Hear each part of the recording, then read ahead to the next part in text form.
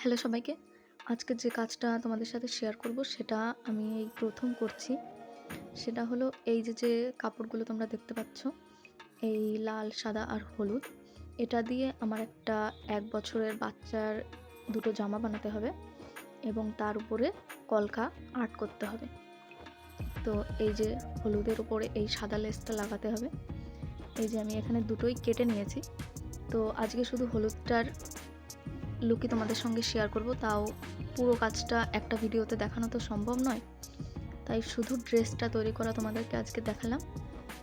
এই যে দেখো আমি হলুদের নিচে এই লেসটা লাগিয়ে নিয়েছি, আর এই যে আমার স্কার্টটা রেডি হয়ে গেছে। এটা হচ্ছে বাচ্চার জন্মদিনে স্নান করানোর জন্য তৈরি করতে দিয়েছে।